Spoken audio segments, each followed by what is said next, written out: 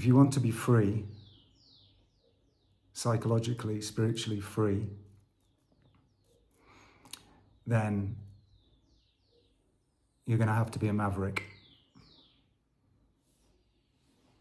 And what does being a maverick mean? Being a maverick is being yourself, because we are taught that there is this one collective reality. But there's not. There's 8 billion different universes, and most of those universes unconsciously are trying to fit in and find the lowest common denominator. And this inevitably leads to all sorts of agreements about being controlled, giving away your power. And there's so much complaint in the world, so much division around control. Just to give a very broad example, you have the falling of the old system, let's say, financial, economic systems of control. And fighting against that are all these conspiracy theories. But they're all lost in the same illusion of this one agreed upon reality, where there are winners and losers, and all these mavericks, even to the extent of people like, say, David Icke, or, popular rebels, they're all just fighting reflections of themselves in the mirror. It's all part of the same thing. And maybe that's really obvious to you. Maybe I don't need to say it. But being a maverick means being yourself. And this is about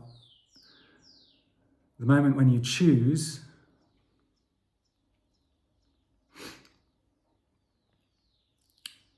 to step into the unknown, where instead of abiding by rules and regulations and commandments even that you never chose, you recognize that there are laws in this world, but they're not punitive. They're not there to endow blessings either. I mean, they are blessings by their immutable isness, the fact that there are laws. But it's not about obeying them, it's understanding them.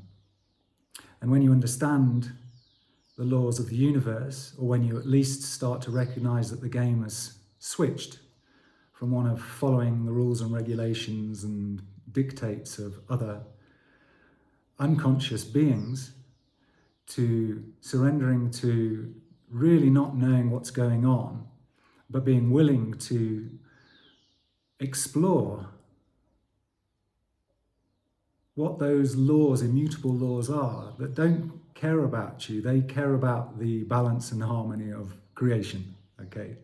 Not you as an individual, though, because you are part of creation, if you understand them and align with them, work in harmony with them, then you start to have superpowers. And it's available to everybody. And so it's about being a maverick. And as I say, it's not about being a rebel against the system.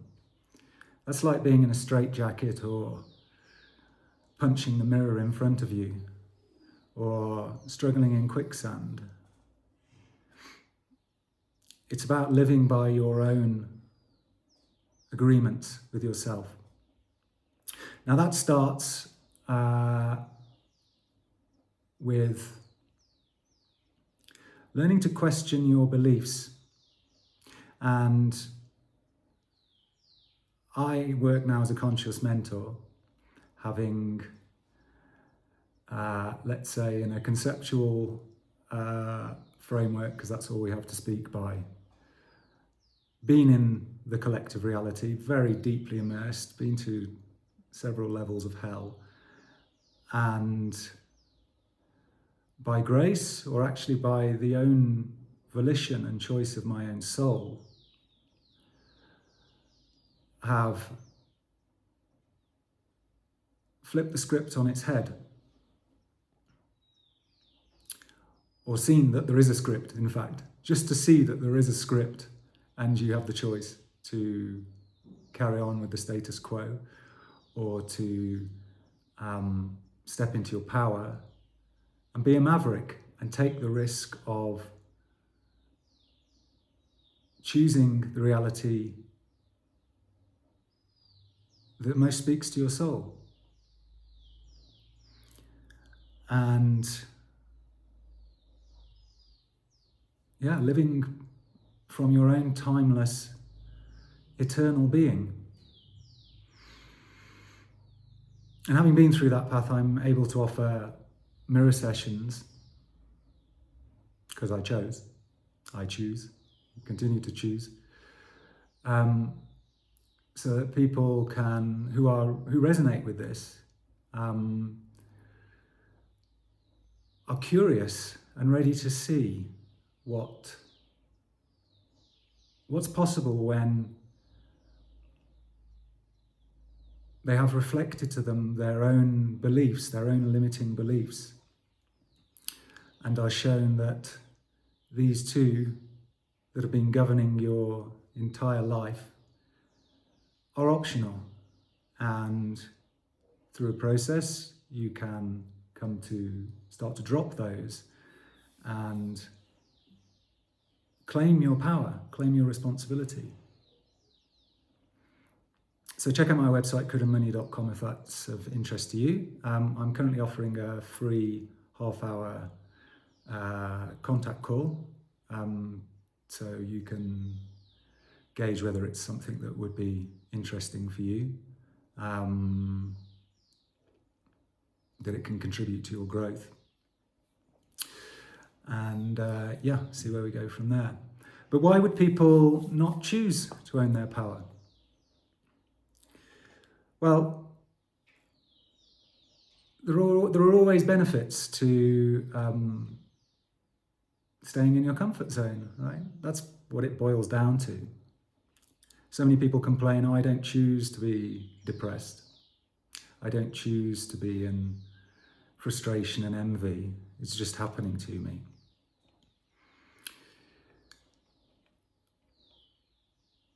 And they derive a secret satisfaction from that.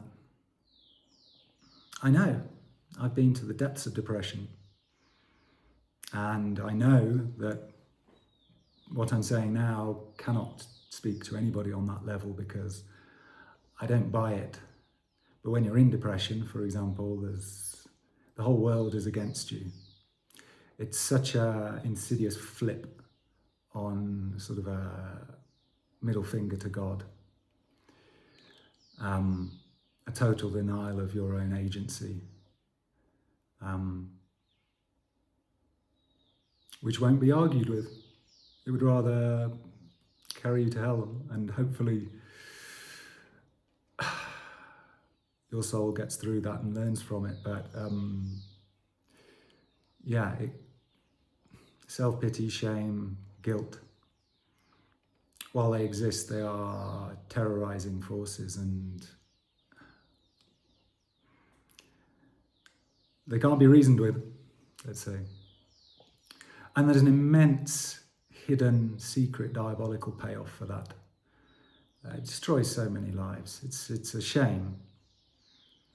But while it may need your compassion, it doesn't need your pity, because that just creates more and more of the same of victim, perpetrator, saviour, and this whole paradigm of limitation that the world is stuck in, collectively. So Another way in which you might want to continue to accept the unacceptable to your soul is even in the spiritual world, where you have your favorite practices and you've invested so much time. I invested 30 years in the spiritual circus, marketplace. Huge amount of money, huge amount of energy poured into this bottomless pit. And why? Because of my own fundamental, what I believed about it. I was trying to get somewhere with it. And there's nowhere to get to, is what I realized. But if you spent 30 years or even a number of years, it becomes part of your identity, and it takes some spiritual humility. I mean, actually, humility is spirituality, really. You know, all the accoutrements and status and magical powers of the spiritual world, which I know so well through my training in plant medicine, going further than almost any Westerner, you know, years and years and years. But it's kind of fostering the one thing which is keeping you stuck, which is spiritual pride. And you have to drop that, because your superpower is your ordinariness. It's like getting all these powers or acclaim, or in some cases, sex and money.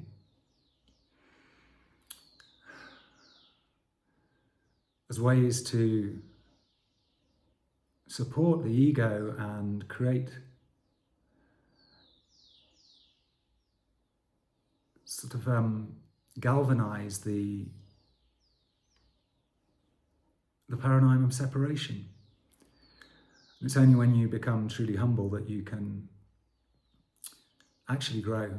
It's the pride, it's the last barrier before courage and truly reaching the tipping point and starting to live your life.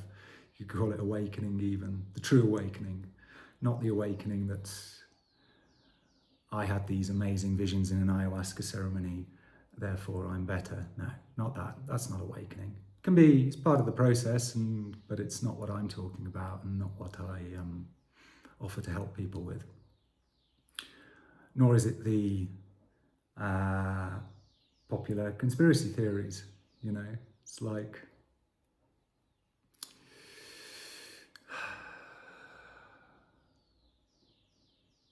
they're all just reinforcing them against us, and it's just more of the same. And your freedom is about self-trust and self-sovereignty. Because even enlightened spiritual teachers, and I notice this now, there's still a certain sacred anger in me, and it's kind of directed against myself, hopefully because it's not really appropriate for it to be directed anywhere else. But how could I have fallen for all of this for so long? And it's like you can listen to a spiritual teacher and hang on their every word because they clearly are awake, you know. So they're not, I mean, some of them are in their own delusion. They appear to be awake, but they've just created kind of cults. But there are, you know, it's like I hear any of them, and I hear their humanness, I hear their blind spots now. It's not to, and hopefully that's not to say that, oh, I don't have that blind spot, but it's just, don't believe anybody. You know, don't take anybody on trust. Use your own innate, divinely given intuition to work out what's true for you.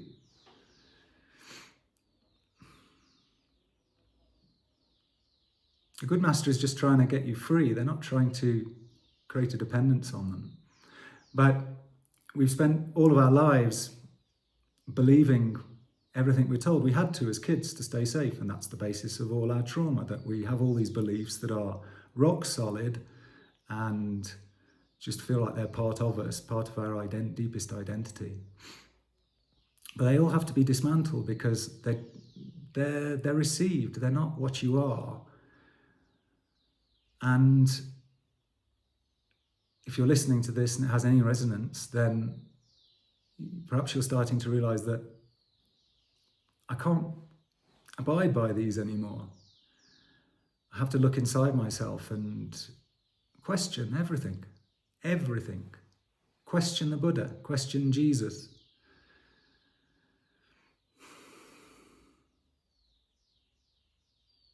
They're an authority unto themselves. They're not an authority to you. You are your own authority. It's the flip. So are you willing, do you have the courage, or just the exhaustion to finally say, I'm going to trust myself? That's all there is to it. And discover myself, discover who I am. That is, if you choose, unbelievable. You know, you can be anything you want, not just as a self-help pep talk. You literally can, but you have to choose it. You have to claim it and go through your own process. So I can help walk some of the first steps of that with you because I've walked it myself. And it can be uncomfortable. So what I've been experiencing for the last year and a half is there can be a certain defensiveness against the world, right? I find so few people that have kind of truly departed the train of separation. It's not to say I'm not in it half the time, but I know that it's not what I am. So I orientate more and more towards what's true. And I put myself first. I've been told for years in the spiritual world, be selfless. And it's like, well, hold on a minute. You do have to look after number one, first of all, because you can't serve with an empty cup. So I find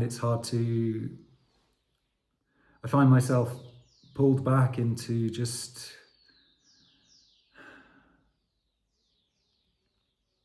superficial, illusory kinds of games, let's say. Like, let's not say illusory, because they have their own reality, but everyone's playing a game.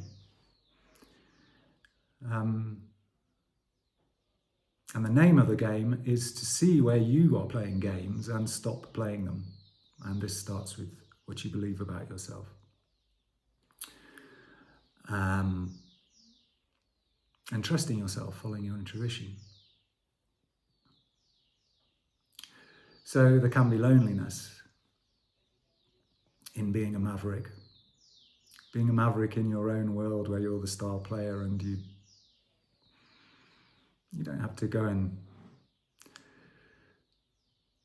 strip naked in the town square. You can if that's your thing, but it's more like I choose myself. I choose to speak my truth.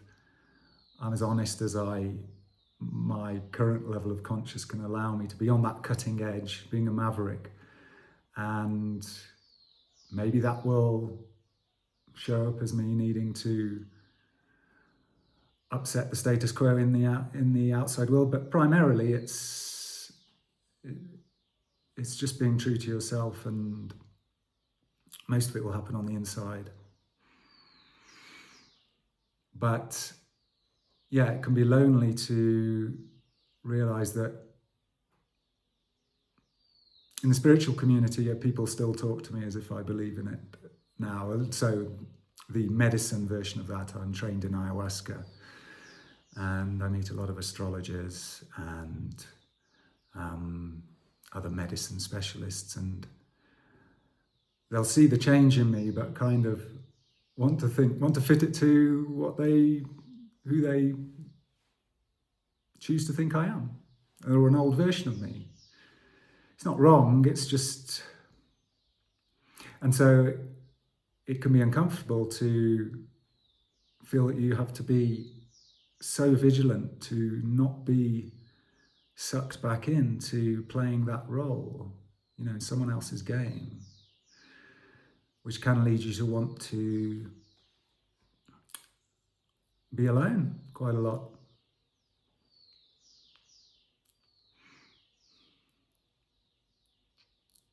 So I call into my life more and more people who are, because I'm choosing it. I chose all these people who are, let's say, who don't have quite such a wide angle of perception. And I did it for years. So, of course, the reality takes time to catch up to your own internal process, your own internal realization. So, yeah, there will always be a residue of that.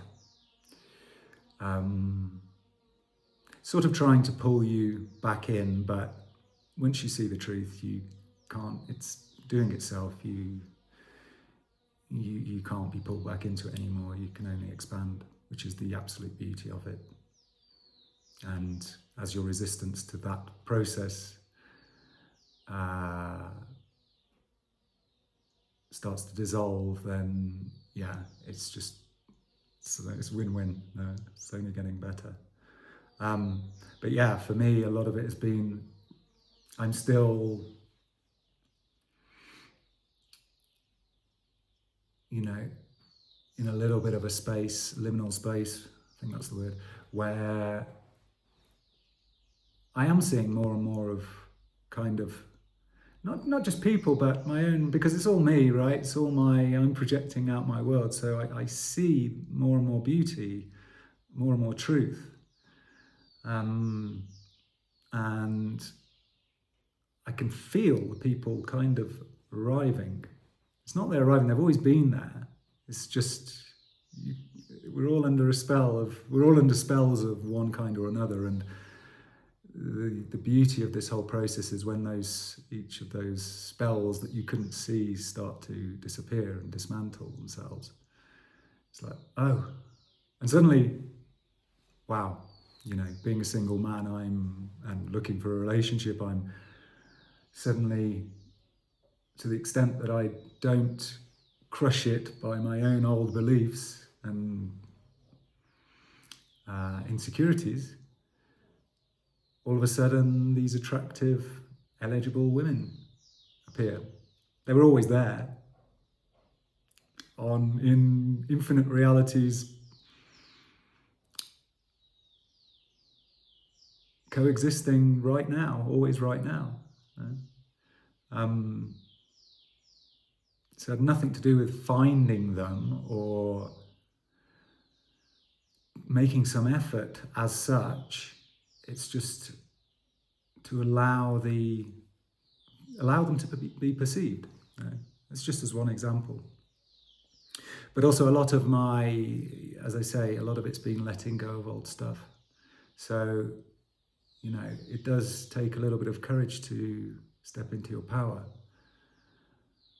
But it's the only thing which will enliven you and ignite your world.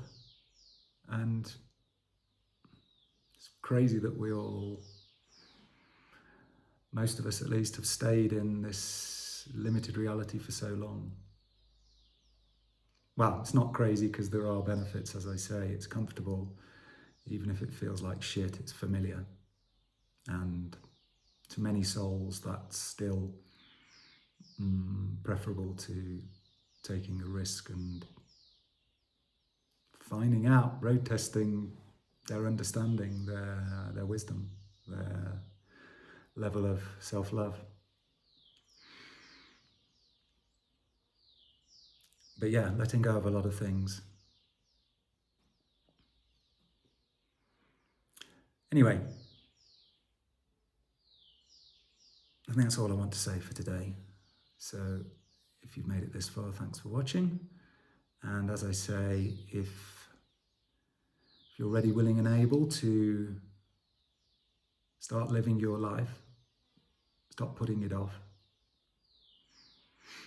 then yeah, get in touch through my website, links in the description, and maybe we can work together. Okay, have a great day.